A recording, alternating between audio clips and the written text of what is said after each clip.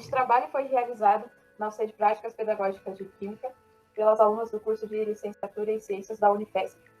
Este trabalho traz um experimento sobre densidade com o objetivo de auxiliar os alunos do ensino da educação básica a entender os conceitos de densidade aplicados ao nosso dia a dia. A densidade, basicamente, é a relação entre a massa de um material e o volume que ele ocupa em uma dada pressão e temperatura. A fórmula densidade é dada pela massa sobre o volume. A fórmula é conhecida como D igual M sobre V.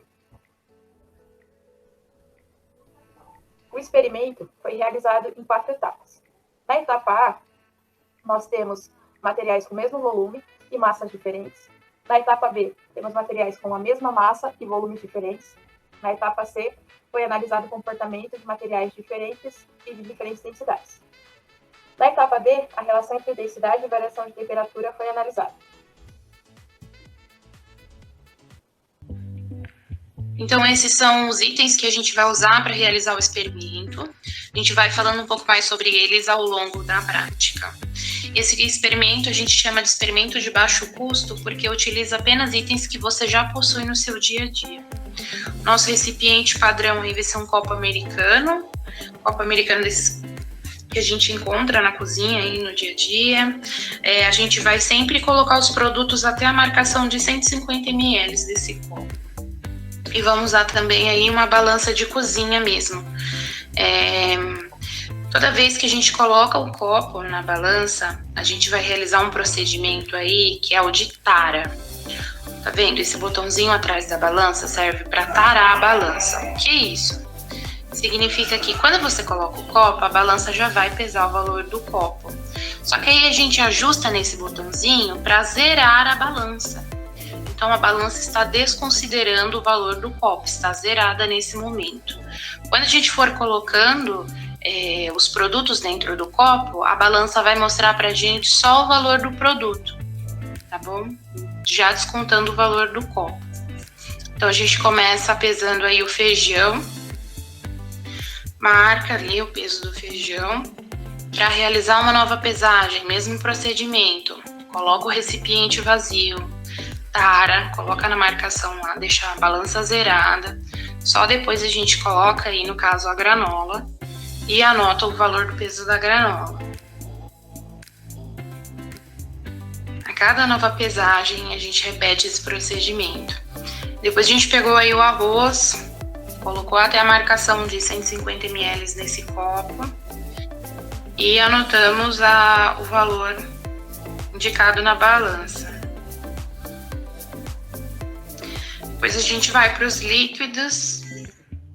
Aí tem a farinha, a gente vai, pesa a farinha, anota também o valor do peso da farinha.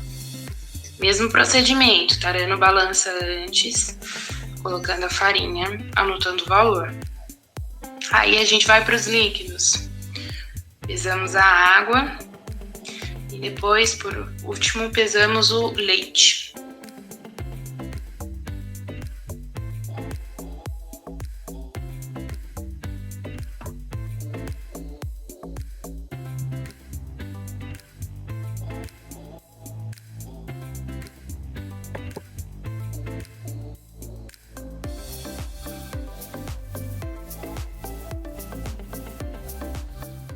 Então, aqui nós colocamos os valores obtidos, né, nesse experimento realizado, né, utilizando a fórmula, né, massa sobre volume para calcular.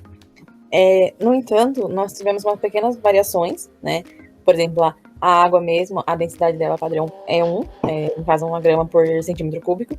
No entanto, o que justifica ter dado 0,9 de densidade?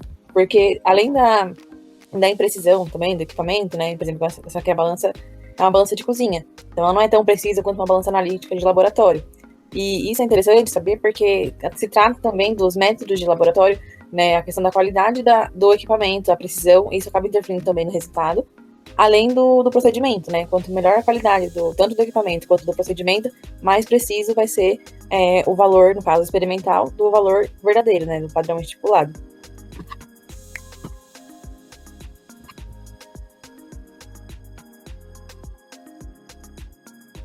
Bom, nesse experimento a gente vai usar esse modelo de copo, é um copo comum, tá? Cada novo material agora a gente vai pesar num copo diferente, mas os copos têm o mesmo volume. Então, a gente vai, usando a mesma balança, né, a gente vai realizar o mesmo procedimento. Coloca o copo na balança, tara, ou seja, zera a balança, e em seguida coloca o material que a gente vai pesar.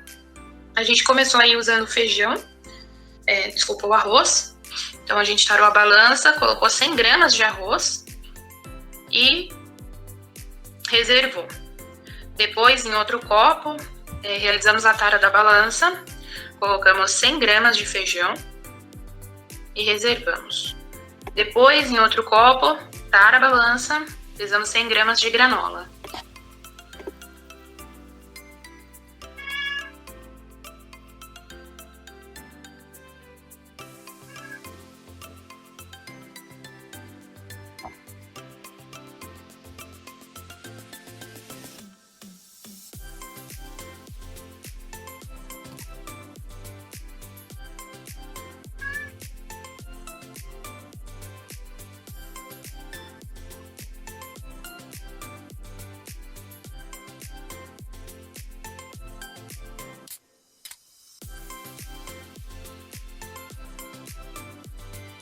E por último, a gente pesou 100 gramas de farinha num novo copo. Também pesamos 100 gramas de água.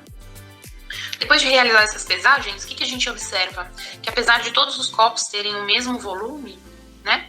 Terem o máximo de mesmo volume, cada 100 gramas de material ocupou um volume diferente dentro desses copos.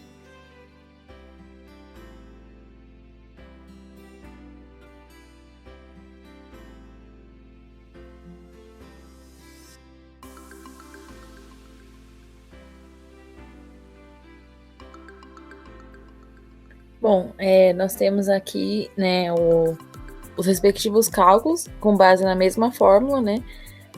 Visto que nós temos a massa determinada, que foi de 100 gramas, e aí nós temos a variação de volume, né? Então, esse cálculo já foi com base aproximada aí dos volumes que foram calculados. Na etapa C, né, nós estamos analisando o comportamento dos materiais de diferentes densidades.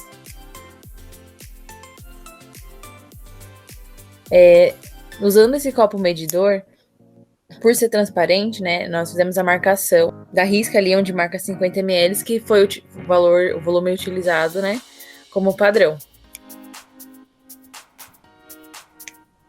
Então aí foi colocado 50 ml de água. E nesse mesmo copo também, 50 ml de óleo. E aí foi feito o vídeo, né, onde realizamos a mistura desses líquidos.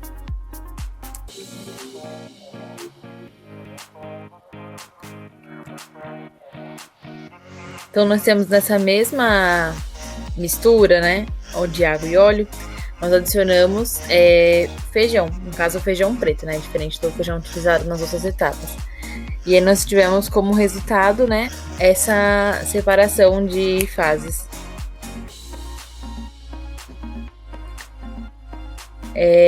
Agora, nesse mesmo resultado, nós fizemos a adição, né, de leite. E aí nós podemos observar o comportamento no vídeo.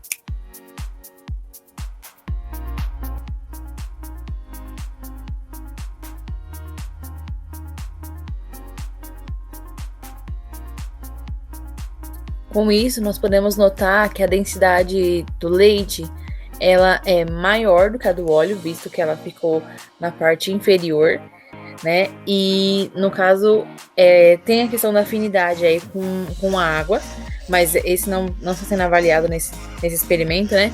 E sim que, mesmo ele tendo a afinidade ou não, no caso, se ele tivesse uma densidade menor, ele estaria acima, né?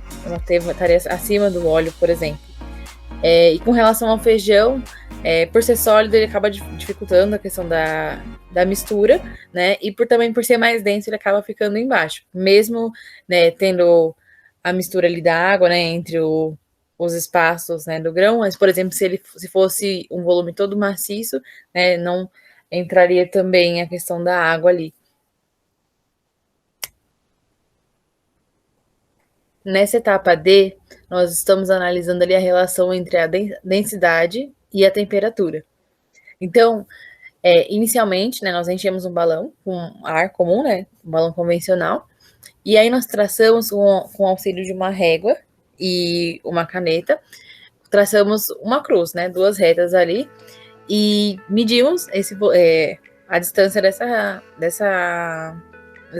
retas. No caso, a distância, nós não colocamos um padrão, né, cada um pode escolher determinar o valor, e a ideia, né, é medir e anotar esse valor, então não foi anotado na própria bexiga, mas pode ser anotado no papel também. E aí nós levamos essa bexiga no congelador, de congelador convencional, né, doméstico, uma geladeira doméstica, por em torno de 5 a 6 horas. E aí nós obtivemos o resultado. E aí, como nós podemos ver nessa respectiva imagem, nós temos aí o valor final de 15,1 e de 14,8. Ou seja, nós tivemos uma diminuição aí desse volume. Por quê? Conforme nós temos o resfriamento, inicialmente a temperatura estava de 14 graus Celsius, né? E após o tempo no congelador, né? No caso, o congelador ele não tinha um termômetro, no caso, não marcava especificamente a temperatura que estava. No caso, ele possibilitando de fazer qualquer tipo de cálculo, mas nós percebemos que teve o resfriamento, e aí nisso, conforme eu diminuo a temperatura, ali eu vou estar contraindo esse volume, porque as partículas ali, elas começam a ficar ainda mais juntas. Então, se eu pegasse esse mesmo balão, se eu conseguisse encher esse ar, no caso, no balão, sem estourar, ele estaria expandindo, porque ali as moléculas estariam mais agitadas, e aí esse ar ele estaria ocupando um volume maior. E no caso, como o material da bexiga ele é elástico, ele estaria cedendo a essa expansão. No caso, ele estaria aumentando ali de volume. Mas afinal, o que é densidade? Tentando explicar de uma forma bem genérica, né? Vamos pensar assim, dentro de uma sala, eu tenho um determinado número de pessoas. Vou colocar ali 10 pessoas. Então, essas pessoas, elas conseguem ficar mais espaçadas ali, né, ocupando o espaço daquela sala. Então, tem um espaço muito maior entre elas. No entanto, nessa mesma sala, eu vou colocar ali 50 pessoas. Então, ali, para essas pessoas, para caber todo mundo ali naquela sala, elas vão ter que ficar com uma aproximação muito maior, vai estar todo mundo muito pertinho ali. E assim acontece também no material que é mais denso. Aí eu tenho, dentro do mesmo volume, no caso, se eu for comparar materiais diferentes, eu vou ter uma quantidade de partículas diferente. No caso, quanto mais denso, eu tenho mais partículas ali dentro daquele volume. E é o que dá a diferença de densidade. Por isso a fórmula, que é massa sobre o volume. Quanto maior é a quantidade ali de matéria eu vou ter dentro daquele volume, maior vai ser a minha densidade. E aí essa ilustração, ela representa basicamente o que foi explicado. Aqui eu tenho, no caso, cubos com o mesmo volume, porém de materiais diferentes. E aí eles acabam representando uma densidade diferente de acordo com cada material, visto que cada um, né, essa questão da densidade, ela vai representar a quantidade de matéria ali dentro desse volume. Ou seja, né, cada material eu tenho um comportamento ali diferente da partícula. Então, um material, por exemplo, mais denso, eu vou ter ali mais partículas, né, juntinhas dentro daquele mesmo volume. Por isso que dá variação de peso ali, de massa, né, entre eles. Afinal, então, o que é densidade? Densidade é a relação entre a massa de um material e o volume por ele ocupado. O cálculo da densidade é feito pela expressão densidade é igual a massa sobre o volume. O volume, basicamente, é o espaço que um corpo ocupa ou a capacidade que ele tem de comportar alguma substância. A massa é a expressão de quantidade de matéria contida em um corpo. A massa atômica é calculada pela quantidade de prótons e nêutrons e outras partículas menores. Apesar de existirem diversas interpretações para essa grandeza, todas têm se mostrado equivalentes. Temperatura é a grandeza física que mede o grau de agitação térmica, ou a energia cinética dos átomos e moléculas que constituem um corpo. Quanto maior for a agitação das moléculas, maior será a sua temperatura, ou seja, a temperatura indica o grau de calor de um corpo ou ambiente.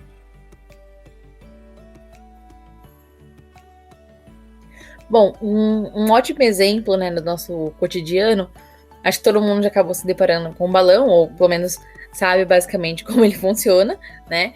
E o que acontece? O que é feito para que esse balão consiga flutuar? Basicamente, dentro da capa, né, desse balão, eu vou estar aquecendo ali o ar que tem dentro. E aí, como eu já vou explicar anteriormente, aí as partículas, né, que no caso o ar também possui partículas, elas vão começar a se agitar, né, devido ao aumento de temperatura, como foi explicado ali na definição, essa agitação das moléculas, e elas vão começar a expandir. Então, primeiro, o que vai acontecer a expansão desse balão.